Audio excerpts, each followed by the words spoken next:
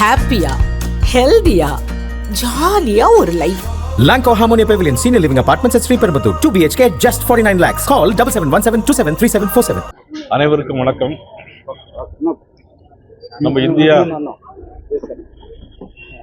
பல ஆண்டுகளுக்கு முன்னால் முகலாய மன்னர்களால் ஆட்சி செய்யப்பட்டு பல இடங்களில் பல கொடுமைகள் இழைக்கப்பட்டு மத மாற்றங்கள் செய்யப்பட்டு இந்து ஆலயங்கள் எல்லாம் இடிக்கப்பட்ட வரலாறு நமக்கெல்லாம் தெரியும். மதுரை மீனாட்சி அம்மன் கோயில் வரைக்கும் படையெடுத்து கோயிலெல்லாம் இடித்தார்கள். அதே மாதிரி சோமநாதபுரம் ஆலயம் கஜினி முகமது 17 முறை படையெடுத்து அதை 17 முறையும் படையெடுத்து அங்குள்ள செல்வங்கள் எல்லாம் எடுத்து சென்றார்கள். ஆலயங்களும் சேதப்படுத்தப்பட்டது. 1000 ஆண்டுகளுக்கு பிறகு அந்த கோவில் புனரமைக்கப்பட்டு இன்னைக்கு 75 ஆண்டுகள் ஆகி, இந்த 75வது ஆண்டு விழாவில் இன்றைக்கு தமிழகம் முழுவதும் 150 சிவாலயங்களில் இன்னைக்கு சாந்தி பூஜை நடைபெறுகிறது. இந்தியா முழுக்கும் எல்லா சிவாலயங்களிலும் சாந்தி பூஜை நடைபெறுகிறது.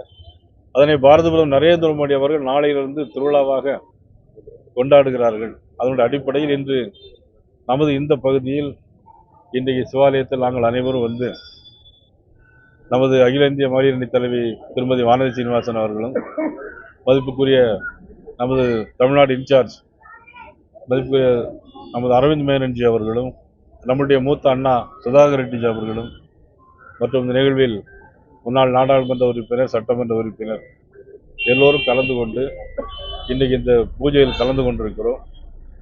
இனி வருகின்ற ஆண்டு எல்லா கடவுளுடைய ஆசையோடு, சிவனுடைய ஆட்சியோடு வர இருக்கிற தேர்தலில் தேசிய ஜனநாயக கூட்டணி ஆட்சி அமைக்க வேண்டும் என்றும் வேண்டிக் கொண்டிருக்கிறோம். தேசிய ஜனநாயக ஆட்சி கூட்டணி கட்சியினுடைய ஆட்சி, கூட்டணி ஆட்சி, அதிமுக தலைமையிலான ஆட்சி, இந்த ரெண்டுமே வந்து அப்பப்போ அந்த ஒரு சர்ச்சை வந்துட்டு இருக்கான காரணம் அது எப்பப்பவும் வராது. நீங்க கொஞ்சம் குழப்பாம இருந்தா போதும். இதுல வந்து உங்களுக்கு குளிர்காய வேண்டிய அவசியம் ஒண்ணும் இல்லை. இதுல வந்து எங்களுக்கு மதிப்புக்குரிய இபிஎஸ் அவர்கள் முதலமைச்சர், அப்ப புரிஞ்சதுல உங்களுக்கு அவர் முதலமைச்சர். அமைச்சர்கள் யாரா வருவாங்க? அது வருவாங்களா, அதிமுக மட்டும் வருவாங்க? அது தேர்தல் முடியணும், தேர்தல் முடிஞ்சு வெற்றி பெறணும். யாரெல்லாம் வெற்றி பெற்றுக்கான்னு தெரியும். இப்பவே அமைச்சர்னு எப்படி சொல்ல முடியும்? பாஜக வெற்றி பெற்றால் அமைச்சர் ஆவாங்களா? அது அப்புறம் பார்ப்போம். பாஜக தரப்புல இருந்து அமைச்சரவையில பங்கு வேணும்னு ஒரு அழுத்தம் கொடுக்கறதா ஒரு தகவல் இருக்கு. நாங்க இதுவரைக்கும் அந்த மாதிரி எந்த அழுத்தமும் யாருக்கும் கொடுக்கல. 40 இடங்களா 50 இடங்களா இருக்கு? அது உறுதி பண்ண உடனே உங்களுக்கு கண்டிப்பா நாங்க சொல்லிடுறோம். 50 இடங்கள். அது எப்படி நீங்க சொல்றது இல்ல, அது நாங்க முடிவு பண்ணிக்குவோம். அதாவது இரட்டை எண்ணிக்கையில் பாரதிய ஜனதா கட்சியினுடைய சட்டமன்ற உறுப்பினர் சட்டமன்றத்தில் செல்வார்கள். 11 இருக்கு, 20 இருக்கு, 20 இருக்கு, 30 இருக்கு. கம்மியா கேட்கறது நான் சொல்லல, நீங்க கேட்கறதுக்காக நான் பதில் சொல்றேன். அமித்ஷா அவர்களை வந்து இங்கிருந்து போகக்கூடிய தலைவர்களுக்கு அதிமுக இருக்காங்க, அது வர வச்சு அழுத்தம் கொடுக்குறாங்க அப்படிங்கிற மாதிரியான ஒரு கருத்தை இங்க இருந்து பேசி கொடுக்குறாங்க.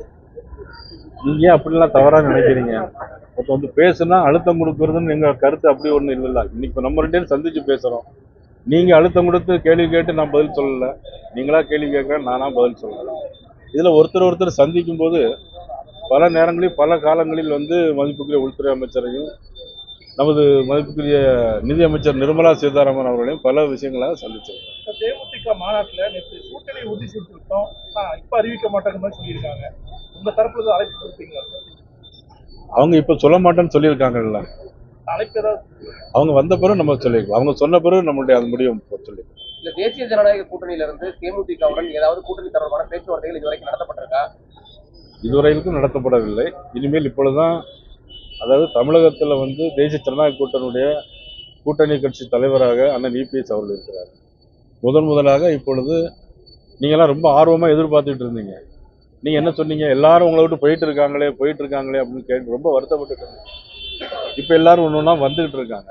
முதல் கட்டமாக மதிப்புக்குரிய அன்புமணி ராமதாஸ் வந்திருக்கிறாங்க. அடுத்த பொங்கல் முடியட்டும், தை பிறந்தால் வழி பிறக்கும். அன்புமணி ராமதாஸ் 50% மட்டும்தான். அன்புமணி ராமதாஸ் பாமக வந்து ஒரு 50% மட்டும்தான். அது உண்மை கிடையாது. அது எப்படி நீங்க எப்படி சொல்ல முடியாத? அப்ப ராமதாஸ் வந்து பாமக கிடையாதுன்னு சொல்றீங்களா? இல்ல நீங்க எப்படி அதை நீங்களே கேள்வி கேட்டு நீங்களே எப்படி பதில் சொல்றீங்க? ராமதாஸ் இல்ல 50 அப்படின்னா ராமதாஸ் இல்ல அதாவது இப்பொழுது அன்புமணி ராமதாஸ் அவர் வந்திருக்கிறாங்க. நீங்க 50% நீங்களே உங்க கேள்வியை கேட்டு நீங்களே ஒரு பதில சொல்லிக்கிட்டா எப்படி நம்ம 50% குறைவு நினைக்கிறீங்களா? அன்புமணி ராமதாஸ் பின்னாடி இருக்குது 50%. நீங்க எப்படி அதை சொல்றீங்க? நான் நினைக்கிறேன் இது என்ன சினிமா படமா, விவேக் நடிக்கிற படமா? உங்க மனசுல என்ன இருக்குன்னு தெரியறதுக்கு Just now we performed Shiva Shakti இல்ல Puja. Everything will be all right. தமிழக முதல்வர் ட்வீட் பண்ணிருக்காரு. எப்படிங்க? தமிழக முதல்வர் ட்வீட் பண்ணிருக்காரு. அதுல வந்து இடி ஐடி மாதிரி சென்சாரையும் வந்து சென்சார் போர்டையும் பயன்படுத்துறாங்கன்னு சொல்லி அப்போ பராசக்தி படம் ரிலீஸ் ஆனது முதலமைச்சருக்கு தெரியாதா? பராசக்தி எப்படி சென்சார் போர்டு ரிலீஸ் பண்ணாங்க? இல்ல எப்படி அதாவது இடி ஐடி சென்சார் போர்டு அப்படின்னு சொல்லி ஆயத்தை எடுத்துன்னு சொல்லியிருக்காங்க. அப்படின்னா பராசக்தி மட்டும் எப்படி ரிலீஸ் பண்ணிச்சு? பராசக்தி யாருடைய படம்? அதுக்கே வந்து வசனங்கள் எல்லாம் கட் பண்ணிட்டு தான் கொடுத்துருக்காங்க. எப்படி ரிலீஸ் ஆச்சு அது மட்டும் முழுமையா சொல்ல முடியல. காஷ்மீர் ஃபைல்ஸ் அதை நான் படம் பார்க்கல. நீங்க பாத்துறீங்களா? அது சென்சார் போர்டு அவங்களுடைய ரூல்ஸ் இருக்கும். அது இல்ல காஷ்மீர் ஃபைல்ஸ் போன்ற படங்கள் எளிதா வெளியாகுது. ஆனா இப்போ உண்மையான இன்சிடென்ட் வச்சு எடுக்கக்கூடிய படங்களுக்கு இவ்வளவு தடை. அதாவது உண்மையான இன்சிடென்ட் என்ன இன்சிடென்ட் நீங்க சொல்ல முடியுமா? அண்ணாவோட பேசிய வசனங்கள் அதுல வந்து மீட் செய்யப்படுது. ஏன் அண்ணா பார்த்தா என்ன பயம்? அண்ணாவை பார்த்து யாரும் பயப்படலையே. ஆனா அண்ணாவெல்லாம் நாங்க போட்டி போட்டு அது ஜனநாயகன் படத்துக்காக திரையரங்கள் ஒரு சில திரையரங்களுக்கு இன்னைக்கு பராசக்தி படத்தை கொடுக்கறது ரெட் ஜெயிண்ட் வந்து மறுப்பு தெரிவிச்சதா ஒரு தகவல். இல்ல அது எனக்கு தெரியாது. அது நீங்க ரெட் ஜெயிண்ட் தான் கேட்கணும். இல்ல மாநில அரசினுடைய அழுத்தத்தின் காரணமாக நடந்தது. இல்ல அது எங்களுக்கு நீ அது ரெட் ஜெயிண்ட் மூவிட்ட போய் கேட்க. தேசிய செயல் தலைவர் 2 நாள் இருக்கிறாரு. என்ன சார் திட்டம்? ஒரு செயல் தலைவர் 2 நாள் கோயம்புத்தூர்ல இருக்காரு. என்ன சார் திட்டம்? தேர்தலை நோக்கி முக்கியத்துவமானதா இருக்குமா? இல்ல அதாவது அவர் முதலாக ஏற்கனவே சென்னைக்கு வந்துட்டு போயிட்டாங்க. நிகழ்ச்சிங்கிறது இப்பதான் தமிழ்நாட்டுல முதல் முறை ஃபர்ஸ்ட் இப்ப நிகழ்ச்சி.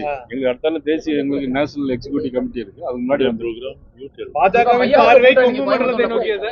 எப்படிங்க? மையக்குழு கூட்டம், பாஜக மையக்குழு கூட்டம் கோயம்புத்தூர் கொங்கு மண்டலத்தை அதிகமா டார்கெட் பண்ணிட்டு இருக்கீங்க அண்மை காலமாகவே. இதுல என்ன அதிக இடங்களை அறுவடை செய்யுங்க? கொங்கு மண்டலத்தை மட்டும் டார்கெட் பண்ணல, தமிழ்நாடு முழுவதும் டார்கெட். தமிழகம் முழுவதும் டார்கெட் பண்ணாலும் கொங்கு மண்டலத்துல அதிக அக்கறை செலுத்துவதற்கான காரணம் 10 நாள்ல 4-5 தடவை கோயம்புத்தூர் மட்டும் தான் வந்துருக்கீங்க. தமிழ்நாட்டுல வேற எங்கேயும் அதிகமா போல வந்தது தப்பாங்க. அதிக இடங்கள் கொங்கு மண்டலத்துல அதிகமா நீங்க எல்லாம் இருக்கிறீங்கனால தான்.